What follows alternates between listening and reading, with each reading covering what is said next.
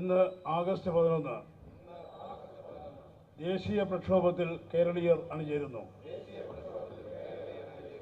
ഭക്ഷ്യസുരക്ഷയെ തകർക്കുന്നതും കർഷക ജനതയെ കൊടിയ ദുരിതത്തിലേക്കും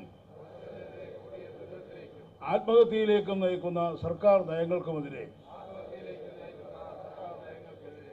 പൊതുവിതരണ സമ്പ്രദായം തകർത്ത് കാസർഗോഡ് ഉപ്പളയിൽ CPM പോളിറ്റ് ബ്യൂറോ അംഗം S. രാമചന്ദ്രൻ പിള്ളയായിരുന്നു ജനകീയ പ്രതിരോധത്തിന്റെ ആദ്യ കണ്ണി. ഡോക്ടർ VPP മുസ്തഫ സമരക്കാർക്ക് പ്രതിജ്ഞ ചൊല്ലിക്കൊടുത്തു. ജില്ലാ അതിർത്തിയായ കാലിക്കടവ് വരെ 67 കിലോമീറ്ററായിരുന്നു പ്രതിരോധ സമരം. കോഴിക്കോട് ജില്ലയിൽ വടകരയുടെ അതിർത്തി പ്രദേശമായ അഴിയൂരിലെ പൂഴിത്തലയിൽ നിന്നാണ് സമരം ആരംഭിക്കുന്നത്.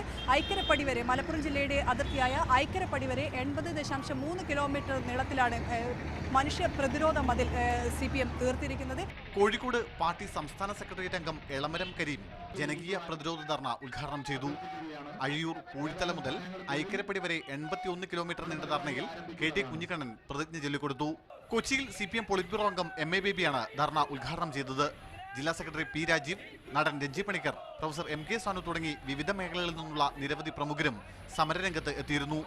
ദേശീയപാതയിൽ അങ്കമാലി പൊങ്ങ മുതൽ അരൂർ വരെയും MC റോഡിൽ കൂത്താട്ടുകുളം ചോരക്കുഴിപ്പാലം വരെയുമായിരുന്നു പ്രതിരോധ സമരം. There has been a relentless pursuit of their communal agenda, of the hardcore Hindutva agenda, with the whole purpose of trying to transform our secular democratic Republic of India into their RSS version of a rabidly religious, intolerant Hindu Rashtra.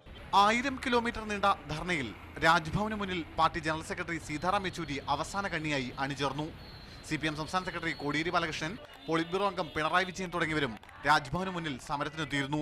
സമീപകാലത്ത് കേരളം കണ്ട ഏറ്റവും വലിയ ജനകീയ പ്രക്ഷോഭത്തിനാണ് ഈ ജനകീയ ധർണ സാക്ഷ്യം വഹിച്ചത്. കാസർഗോഡ് നിന്ന് ഷഫീഖ് നസറുള്ളയ്ക്കും കോഴിക്കോട് നിന്ന് ഷിത ജഗത്തിനും കൊച്ചിയിൽ നിന്ന് സനൂപ് ശശിധരനൊപ്പം സുനിൽ ഐസക്, മീഡിയ 1 തിരുവനന്തപുരം.